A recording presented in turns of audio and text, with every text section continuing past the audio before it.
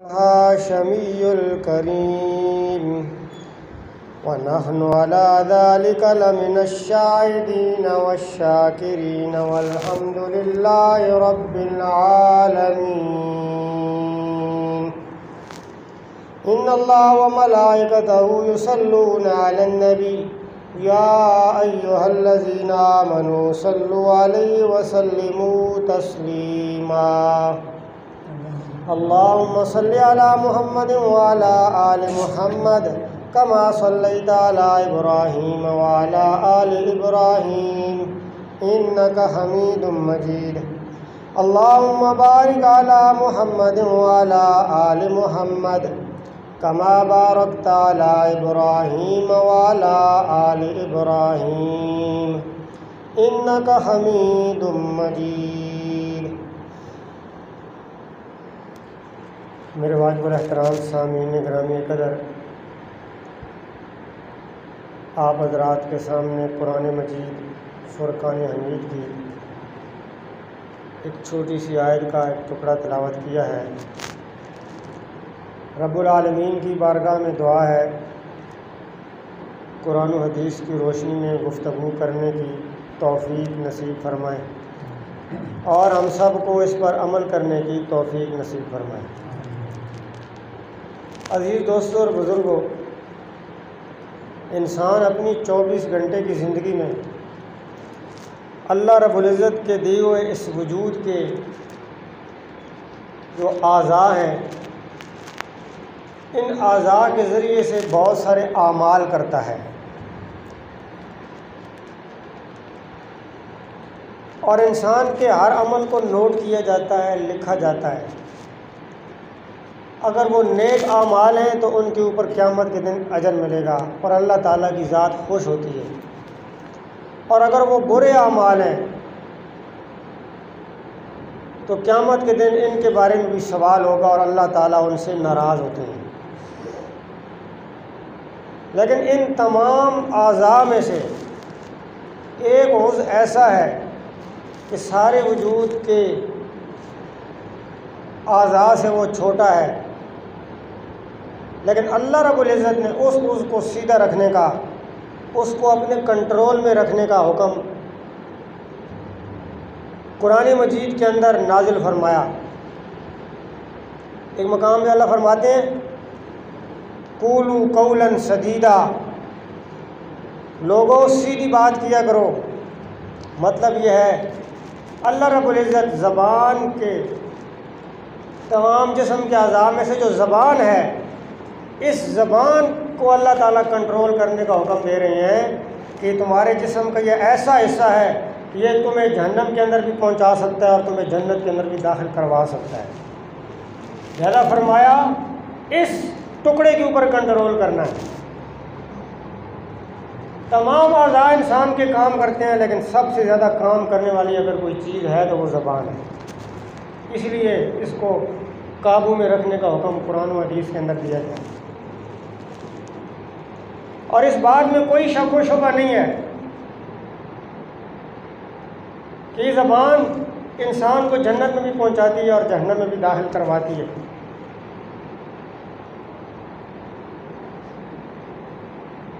حدیث پاک میں آتا ہے جب ایک کلمہ گو انسان، جب ایک آدمی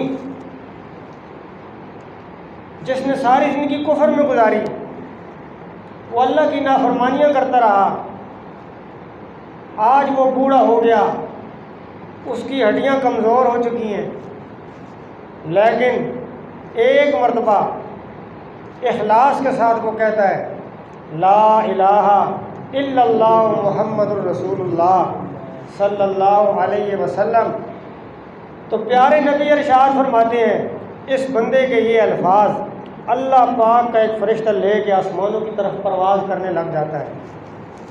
پہلا، دوسرا، تیسرا، چوتھا، ہر آسمان پہ اس کی ملاقات ایک دوسرے فرشتے سے ہوتی ہے جو اوپر سے نیچے زمین کی طرف آ رہا ہوتا ہے.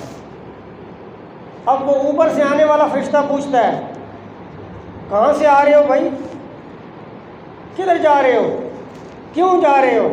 تو یہ جواب دیتا ہے زمین کے ایک حصے پہ ایک رب تعالیٰ کے نافرمان انسان نے، ایک کافر انسان نے، ایک بد کردار انسان نے، جس نے ساری زندگی کفر و شرک کے اندر گزاری، آج اس نے اخلاص کے ساتھ لا الہ الا اللہ محمد رسول اللہ پڑھا ہے، میں اس کے یہ جملے لے کے اللہ کی بارگاہ میں پیش کرنے کے لیے جا رہا ہوں۔ اب یہ فرشتہ جو نیچے سے اوپر جا رہا تھا اس سے پوچھتا ہے جو اوپر سے نیچے آ رہا ہے، تو بتا تیرا کیا کام ہے، تو نیچے کیوں جا رہا ہے؟ تو وہ کہتا ہے جس بندے کے منہ سے نکلنے والے الفاظ تو لے کے جا رہا ہے، ابھی تو رستے میں ہے، اسی بندے کے لیے مغفرت کا پیغام میں اللہ کی طرف سے لے کے جا رہا ہوں۔ تو یہ زبان ہے، اس کو قابو میں رکھنے کا حکم دیا گیا، یہ ہمیں جنت میں لے جائے گی اور یہی جہنم میں لے جا سکتی ہے۔ بہت بڑے بڑے کام اس دنیا میں صرف زبان سے ہوتے ہیں۔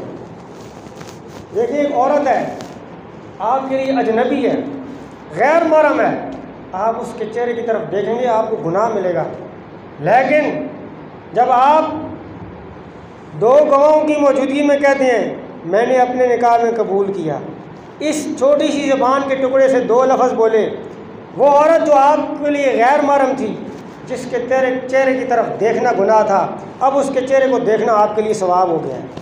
آج وہ آپ کی شریک حیات ہو گئی ہے، ساری زندگی کی ساتھی بن گئی، صرف زبان سے دو جملے بولنے کی وجہ سے۔ اور اسی زبان سے اگر آپ اسے کہتے ہیں میں تجھے 3 طلاقیں دیتا ہوں، تو وہ عورت جو آپ کی ساری زندگی کی ساتھی تھی، جس کی خدمت کرنا، جس کی ضروریات کو پورا کرنا آپ کے لیے اجر و ثواب کا باعث تھا، جس کا پیٹ پالنے کے لیے آپ مزدوری کرتے تھے اور اللہ آپ کو دنیا بھی دیتے تھے اور اس مزدوری کے اوپر اجر بھی دیتے تھے کہ اپنی بیوی کا حق پورا کرنے کے لیے محنت کر رہا ہے، آج یہ چند جملے بولنے کی وجہ سے اس عورت کی طرف دیکھنا گناہ بن گیا ہے۔ وہ جو ابھی شریک حیات تھی، زندگی کی ساتھی تھی، اب اجنبی ہو چکی ہے۔ تو یہ سارا اس زبان کا کھیل ہے۔ حدیث پاک میں آتا ہے، پیارے آقا جناب امام الانبیاء حضرت محمد رسول اللہ صلی اللہ علیہ وسلم ارشاد فرماتے ہیں کہ جب صبح ہوتی ہے تو جسم کے تمام اعضاء ایک میٹنگ کرتے ہیں، آپس کے اندر بیٹھتے ہیں اور اس زبان کے آگے ہاتھ جوڑتے ہیں اور کہتے ہیں خبردار سیدھی ہو جا، آج کے دن تو ٹھیک ٹھیک چلنا، اگر تو ٹھیک رہی تو ہم سب کی خیریت ہوگی، اگر تو نے غلطی کر دی تو ہم سب کو سزا ملے گی۔ ایسے ہی ہوتا ہے، غلطی زبان کرتی ہے اور نقصان سارا خاندان برداشت کر رہا ہوتا ہے۔ تو عزیز دوستو، اسی کو کنٹرول کرنے کا میرے اللہ نے حکم دیا ہے، اور پیارے آقا فرماتے ہیں لوگوں، جو آدمی مجھے جسم کے 2 حصوں کی ضمانت دے کہ ان کو اللہ اور اس کی رسول کی مرضی کے خلاف استعمال نہیں کرے گا، میں محمد الرسول اللہ اس کو ذمہ داری دیتا ہوں کہ وہ جنت میں ضرور داخل کیا جائے گا۔ یا رسول اللہ وہ کون سے جسم کے حصے ہیں؟ فرمایا ما بین اللحیین وما بین الرجلین، ایک جسم کا وہ حصہ جو تمہاری 2 رانوں کے درمیان ہے، یعنی تمہاری شرمگاہ۔ جو آدمی اپنی شرمگاہ کو اللہ اور اس کی رسول کی مرضی کے خلاف استعمال ہونے سے بچائے گا، میں محمد رسول اللہ اسے جنت کی ضمانت دیتا ہوں۔ یا رسول اللہ دوسرا کون سا حصہ ہے؟ پیارے آقا فرماتے ہیں ما بین اللحیین، تمہارا وہ جسم کا حصہ جو 2 جبڑوں کے درمیان ہے، یعنی تمہاری زبان۔ اس زبان کو کنٹرول میں کر لو، اس زبان سے اللہ کی نافرمانی والا جملہ نہ نکلے۔ جب تم اس زبان کو اللہ کی فرما برداری کے مطابق استعمال کرنے کی ضمانت میں محمد الرسول اللہ کو دے دو گے، میں تمہیں جنت کی ضمانت دیتا ہوں۔ تو زبان جنت میں لے جانے والی بھی ہے اور جہنم میں لے جانے والی ہے، اسی لیے اس کی حفاظت کا حکم دیا گیا۔ اور اللہ کیا فرماتے ہیں؟ ما یلفظ من قول الا لدیہ رقیب عتید۔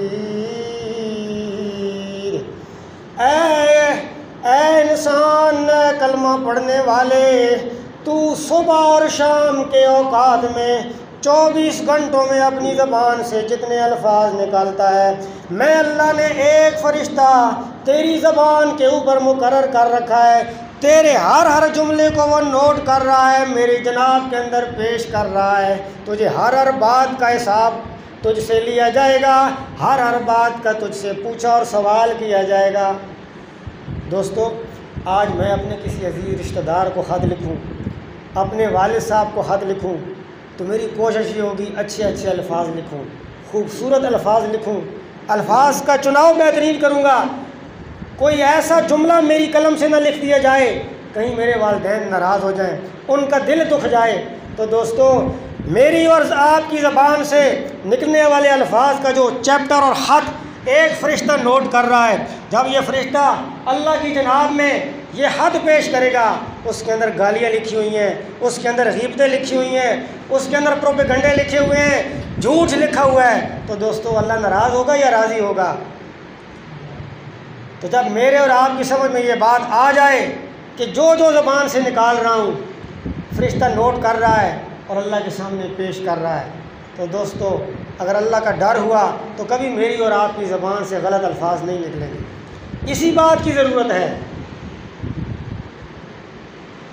حضرت معاذ رضی اللہ تعالیٰ عنہ کو پیارے آقا نصیحت کر رہے ہیں اور ساتھ فرمایا، اے معاذ اپنی زبان کو کنٹرول میں رکھنا، یہ تجھے جہنم میں لے جائے گی اور یہی تجھے جنت میں لے جائے گی۔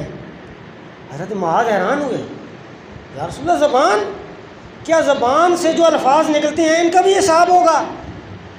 تو پیارے آقا نے فرمایا، اے معاذ، اور تیری ماں تجھے روئے تجھے کیا پتا؟ اس زبان سے جو الفاظ ادا کرتے ہو، قیامت کے دن اکثریت سے لوگ اس زبان ہی کی وجہ سے جہنم میں ڈالے جائیں گے، سر کے بل اور ناک کے بل۔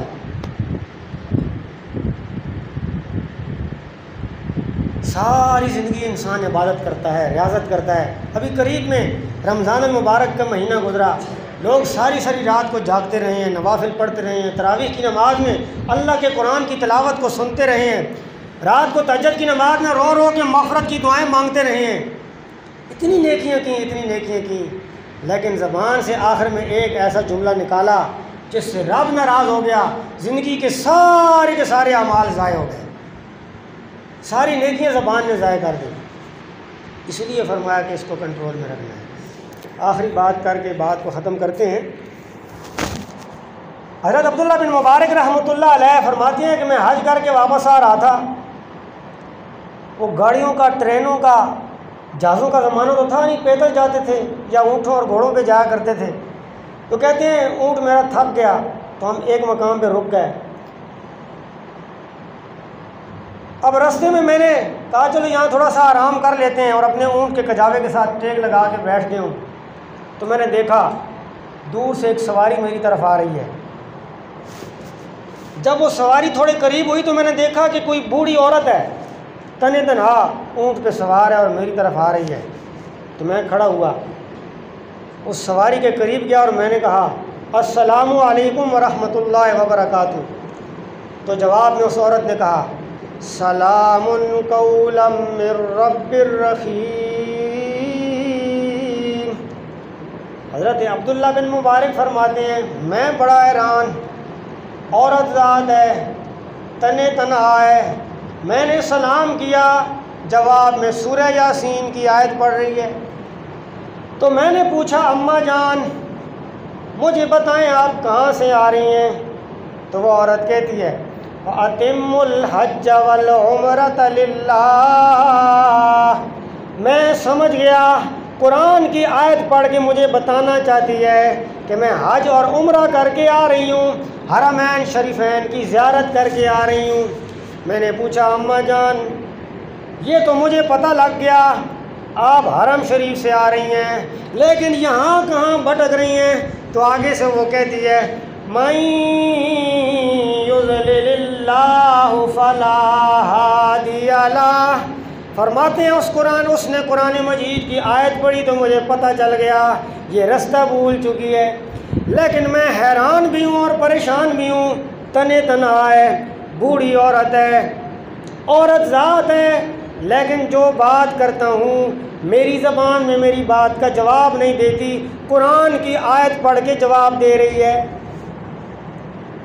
فرماتے ہیں میں نے کہا اماں جان آپ نے کہاں جانا ہے؟ تو آگے سے پھر قرآن پڑھتی ہے، کہتی ہے ادخلوا مصر ان شاء اللہ آمنین، اے عبداللہ بن مبارک میں نے مصر جانا ہے، میں نے شہر جانا ہے۔ فرماتے ہیں میں نے کہا اے اماں جان جب آپ نے مصر جانا ہے تو میں نے بھی وہیں جانا ہے، اگر آپ کی اجازت ہو میں آپ کی اونٹنی کی لگام کو پکڑ لیتا ہوں، ہم اکٹھے مصر جائیں گے، آپ کو میں اپنے ساتھ ٹھیک ٹھیک رستے پہ چلاتے ہوئے شہر کے اندر لے جاؤں گا۔ تو وہ اماں کہتی ہے وَأَحْسِنُوا إِنَّ اللَّهَ يُحِبُّ الْمُحْسِنِينَ، اے عبداللہ اگر تو میرے ساتھ نیکی کرنا چاہتا ہے تو نیکی کر دے، اس لیے کہ اللہ نیکیاں کرنے والوں کو بڑا پسند کرتے ہیں۔ فرماتے ہیں ہم چل پڑے، اونٹنی کی لگام میں نے پکڑ لی، تو رستے میں کیونکہ رستہ لمبا تھا تو میں نے بات کرنا چاہی گھریلو معاملات کے بارے میں، تو اس عورت نے مجھے منع کر دیا اور کہتی ہے لا تسألوا عن اشیاء ان تبد لکم تسؤکم، ایسی چیزوں کے بارے میں سوال مت کرو جب تمہیں بتایا جائے تو تمہیں بری لگ جائے۔ کہتے ہیں آگے چل پڑے، شہر آ گیا، جب میں مصر میں داخل ہوا تو میں نے کہا اماں جی آپ یہاں کس کے پاس جائیں گی، مصر میں آپ کا کون رہتا ہے؟ تو کہتی ہے المال والبنون، قرآن کی آیت پڑھ کے بتایا میرا اپنا گھر ہے بھائی، میرے بیٹے ہیں یہاں۔ تو کہتے ہیں میں نے کہا اماں جان وہ سامنے حاجیوں نے پڑاؤ ڈالا ہوا ہے، آپ رستہ بھول گئی تھی، تو آپ کے کتنے بیٹے ہیں، ان کا کیا نام ہے؟ میں آواز دیتا ہوں شاید آپ کا کوئی بیٹا یہاں موجود ہو اور آپ کو لینے آ جائے۔ تو کہتی ہے ابراہیم و اسماعیل و اسحاق، میرے 3 بیٹے ہیں، ابراہیم اسماعیل اور اسحاق ان کے نام ہیں۔ فرماتے ہیں میں نے آواز دی اے ابراہیم اے اسماعیل اے اسحاق، تو میں نے دیکھا سامنے ایک قافلے کے اندر سے 3 خوبصورت نوجوان لمبے دراز قد والے، گھنی داڑھیوں والے، نورانی چہرے والے میری طرف آتے ہوئے دکھائی دیے، اپنی ماں کے ساتھ ملاقات کی، ماں کے ہاتھ کو چومتے ہیں تو مجھے بڑی خوشی ہوئی، ماں کو اس کے بیٹے مل گئے، بیٹوں کو ان کی ماں مل گئی۔ اب میں جانے لگا تو وہ عورت اپنے بیٹوں سے کہتی ہے وَيُطْعِمُونَ الطَّعَامَ عَلَىٰ حُبِّهِ مسکینا ویتیما واسیرا، قرآن کی آیت پڑھ کے بیٹوں کو حکم دے رہی ہے کہ میرے بچوں یہ مہمان ایسے کھانا کھلاؤ، اس کی مہمان نوازی کرو۔ فرماتے ہیں انہوں نے کوئی چیز کھانے کے لیے لائی تو میں نے کھانے سے انکار کر دیا کہ بھائی میں نے آگے جانا ہے، دیر ہو جائے گی۔